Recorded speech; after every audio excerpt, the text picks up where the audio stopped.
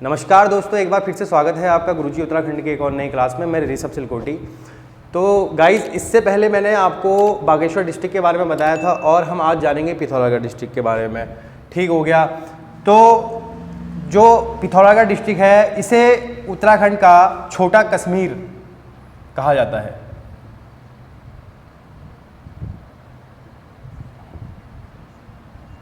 तो इसे छोटा कश्मीर उत्तराखंड का कहा जाता है। तो अब देखेंगे कि इसकी सीमाएं कौन कौन से देश से लगती है और कौन कौन से अंतरिक्ष जिलों से लगती है। ठीक हो गया। आप तो हम देखेंगे कि ये जो वाला पार्ट है इसका वो चाइना में आ जाता है और ये जो नीचे वाला भाग है इसका ये नेपाल में आ जाता है। ठीक हो गया। अब देखेंगे कि इसके कौन कौन से उत्तराखंड के कौन कौन से जिलों के साथ ये अपनी सीमाएं साझा करता है। तो सबसे पहले देखेंगे कि ऊपर से चमोली, बागेश्वर, अल्मोड़ा और ये चंपावत। तो टोटल यहाँ पे को देखा जाएगा, डायरेक्ट क्वेश्चन बनता है आपका कि पिथौरागढ़ जिला कितने जिलों से सीमाएं बनाता है। तो ये बनाता है आपकी 4। तो ये 4 जिलों से सीमाएं बनाता है। ठीक हो गया। उसके बाद देखते हैं कि इस क्षेत्र का जो मैदानी, पिथौरागढ़ का जो मैदानी भाग है, मैदानी भाग वो सैनी सौर के नाम से जाना जाता है और जो इसका पर्वतीय भाग है यानी कि जो पहाड़ वाला एरिया है वो आपका सौर क्षेत्र से जाना जाता है। ठीक हो गया। उसके बाद हम देखते हैं इसके अगले पॉइंट कि इसी के समीप पे एक गोरखाओं का किला है। जो गोरखाओं का किला है उसे कहा जाता है आपका गोरखा किला, जो इसके समीप है, जो मतलब इस डिस्ट्रिक्ट के अंतर्गत आता है, उसे कहा जाता है आपका सीमलगढ़ का किला। ठीक हो गया। इसके बाद हम देखते हैं कि जो ये सीमलगढ़ का किला है इसे अंग्रेजों ने लंदन फोर्ट नाम दिया था। तो अंग्रेजों ने इसे सीमलगढ़ के किले को लंदन फोर्ट नाम दिया था। तथा एक पॉइंट और बताना चाहूँगा, जो राजा पिथौरागढ़ के पिथौरा हुआ करते थे उन्हीं के नाम पे इस जिले का नाम पिथौरा रखा गया, पिथौरागढ़ रखा गया। ठीक हो गया गाइस। तो जो राजा पिथौरा थे, पिथौरा, तो उन्हीं के नाम पे इसका नाम पिथौरागढ़ रखा गया। ठीक हो गया। अब नेक्स्ट पॉइंट देखते हैं हम इसका। इसी के समीप मतलब इसी क्षेत्र में आपका एक चंडाक मंदिर भी स्थित है इस लंदन फोर्ट के समीप। ठीक हो गया गाइस। अब इसके बाद हम जानेंगे कि जो इसके प्रमुख दर्शनीय स्थल हैं उसके बारे में जानेंगे कि कौन कौन से दर्शनीय स्थल हैं। उम्मीद कर रहा हूं कि आपको क्लास पूरी समझ में आ रही होगी। अगर कोई डाउट होता है तो आप कमेंट बॉक्स में पूछ सकते हैं अपनी क्वेरी को। और देखते हैं इसके बाद के जो इसके प्रमुख दर्शनीय स्थल हैं उनके बारे में। तो ठीक हो गया गाइस, इतनी आपने जानकारी मैं उम्मीद करता हूँ समझ चुके होंगे। उसके बाद हम देखते हैं यहाँ के जो प्रमुख दर्शनीय स्थल हैं जो परीक्षा के लिए उपयोगी क्वेश्चन सिद्ध हो सकते हैं। और ऑलरेडी क्वेश्चन ये जो है कुछ इसमें से पूछे गए हैं और कुछ संभावना है कि आने वाले एग्जामों में ये पूछ सकते हैं। तो देखते हैं इसके कुछ प्रमुख दर्शनीय स्थलों में देखते हैं। तो सबसे पहले मुनस्यारी। तो मुनस्यारी जो ये एक तहसील है पिथौरागढ़ डिस्ट्रिक्ट की, इसके अंतर्गत जोहार क्षेत्र का इसे प्रवेश द्वार माना जाता है। जो जोहार क्षेत्र है का प्रवेश द्वार, तो मुनस्यारी को जोहार क्षेत्र का प्रवेश द्वार माना जाता है। जो ऊनी वस्त्रों के लिए, ऊनी जो वस्तुएं होती हैं उनकी, ऊनी वस्त्र होते हैं उनके लिए, तथा कालीन और शॉल के लिए, इन सभी चीज़ों के लिए, इन सामग्रियों के लिए तथा जड़ी बूटियों के लिए, इनके लिए काफ़ी प्रसिद्ध माना जाता है, काफ़ी महत्वपूर्ण भूमिका निभाता है ये जो मुनस्यारी तहसील है आपकी। ठीक हो गया। इसके बाद देखते हैं नेक्स्ट पॉइंट। इसमें पॉइंट टू पॉइंट मैं उम्मीद कर रहा हूँ कि आप इसको नोट भी कर रहे होंगे, क्योंकि पॉइंट टू पॉइंट यहाँ पे को जो सीरीज चलाई जा रही है हमारी, जो मुख्य आपके परीक्षा के उपयोगी क्वेश्चन हैं वो इनके द्वारा आपके यहाँ पे को क्रैक हो सकते हैं। ठीक हो गया। तो नेक्स्ट यहाँ पे को देखते हैं ओम पर्वत। नाम से ही लग रहा है कि शिव जी की यहाँ पे को उनके नाम का ही पर्वत है। तो इसे आदि कैलाश या छोटा कैलाश आदि नामों से इसे जाना जाता है। ठीक हो गया गाइस। तो ओम पर्वत के बारे में आप जान चुके हैं। इसी में देखते हैं कि जो ये ओम पर्वत है आपका, इस पर्वत के समीप आपका कुछ दूरी में एक ताल है जिसे इस ताल को पार्वती ताल के नाम से जाना जाता है। ठीक हो गया गाइज, इतना पॉइंट समझ चुके होंगे। अब देखते हैं नेक्स्ट पॉइंट यहाँ पे को, वो है आपका नारायण आश्रम। तो इससे पहले ये क्वेश्चन आयोग द्वारा पूछा गया था कि निम्न में से किस डिस्ट्रिक्ट में या किस जिले में नारायण आश्रम स्थित है। तो ठीक हो गया गाइस, तो आप समझ चुके होंगे। मोस्ट इंपोर्टेंट करके इस क्वेश्चन को नोट कर लीजिएगा, स्टार बना लीजिएगा इस क्वेश्चन में। तो ये क्वेश्चन है, इसका आंसर है आपका पिथौरागढ़। ठीक हो गया, तो नारायण आश्रम पिथौरागढ़ में स्थित है। इसके कुछ 2 पॉइंट और देखते हैं।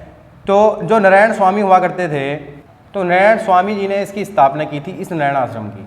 ठीक हो गया, और ये कब की थी? ये की थी 1936 में इस नारायण आश्रम की स्थापना की गई पिथौरागढ़ डिस्ट्रिक्ट में। ठीक हो गया गाइस। उसके बाद नेक्स्ट इंपोर्टेंट क्वेश्चन देखते हैं जो आपके लिए उपयोगी हो सकते हैं। गंगोली हाट, मोस्ट इंपोर्टेंट, अपने रहस्यों के लिए फेमस है ये मंदिर, गंगोली हाट में स्थित गंगोली हाट। तो महाकालिका ये मंदिर है। ठीक हो गया गाइस, महाकालिका का ये मंदिर है, यहीं हाट कालिका नाम से जो विख्यात है, इसे जाना जाता है। तो अपने रहस्यों के लिए काफ़ी ज़्यादा फेमस है हाट कालिका का मंदिर।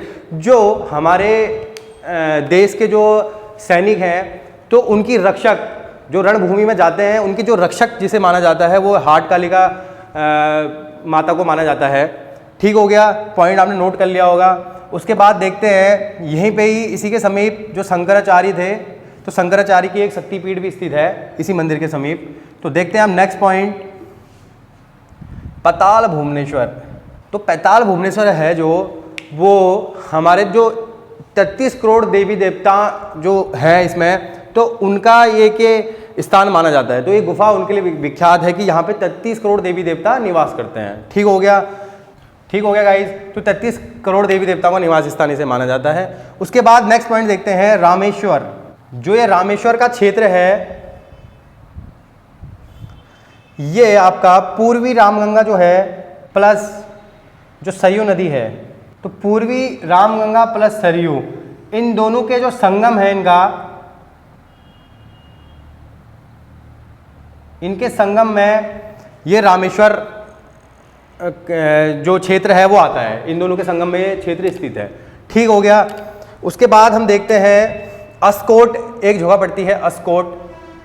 तो जो अस्कोट क्षेत्र है, लास्ट पॉइंट इसका, तो जो अस्कोट क्षेत्र है, इसे सर्वाधिक कस्तूरी मृग वाला क्षेत्र इसे माना जाता है। तो सबसे अधिक कस्तूरी मृग जो है इस क्षेत्र में पाए जाते हैं।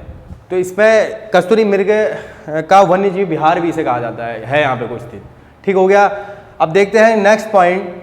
तो ठीक हो गया गाइज, इतनी जानकारी आपके समझ में आ गई होगी। इसके बाद देखते हैं इसका next point, most important, Kailash Mansarovar यात्रा।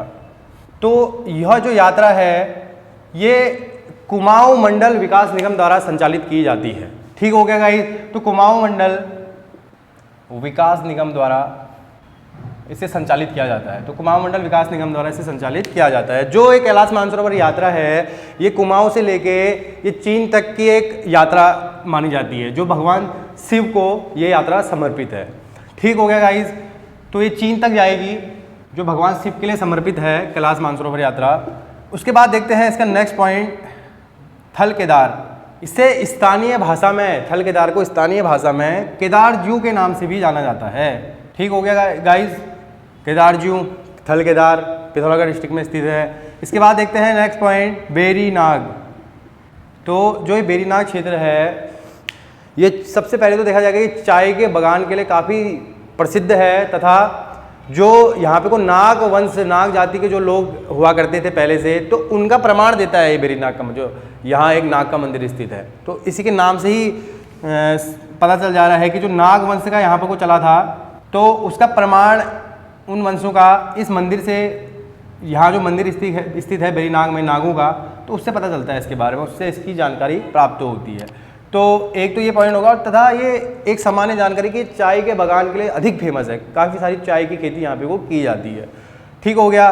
उसके बाद देखते हैं नेक्स्ट पॉइंट, जयंती मंदिर। जो ये जयंती मंदिर है, इसे ध्वज मंदिर के नाम से भी जाना जाता है। ठीक हो गया। इसी मंदिर, जो ये मंदिर स्थित है, उसी के नीचे करीबन 200 मीटर नीचे एक गुफा स्थित है, जो गुफा शिव की मानी जाती है, शिव। ठीक हो गया गाइज। तो इसके नीचे एक गुफा स्थित है जो शिव को समर्पित है। ठीक हो गया। अब देखते हैं नेक्स्ट पॉइंट यहाँ पे को, असुर चूला मंदिर। जो पिथौरागढ़ का अभी से पहले बताया था कि जो सौर घाटी पड़ती है, तो उसके कई जो गांव हैं वहाँ पे असुरों की पूजा की जाती है। ठीक हो गया गाइस। तो असुर चूला मंदिर वहीं स्थित है। ठीक है। उसके बाद देखते हैं नेक्स्ट पॉइंट, देवल समेत मंदिर। जो ये देवल समेत मंदिर है, यहाँ हर चैत्र माह के समय एक विशाल मेले का आयोजन इस मंदिर में किया जाता है, तथा जो वहाँ इस क्षेत्र के जो पिथौरागढ़ डिस्ट्रिक्ट के 22 गांव हैं, तो जो 22 गांव हैं, इस 22 गांव के जो दल बल बाबा समेत बाबा का डोला यहाँ पे को 22 गांव के लोग निकालते हैं, जिसे देवल समेत मंदिर के नाम से जाना जाता है। ठीक हो गया गाइस। तो इसी मंदिर को स्थानीय भाषा में चैतौल नाम से भी जाना जाता है। तो ठीक हो गया गाइस। तो चैतौल नाम से इसे जाना जाता है। स्थानीय भाषा के जो इसके स्थानीय लोग हैं इसे इस नाम से जानते हैं। ठीक हो गया गाइस। उम्मीद करता हूँ गाइस आपको इसके सारे फैक्ट समझ में आए होंगे। तो मिलते हैं नेक्स्ट वीडियो में। Thank you.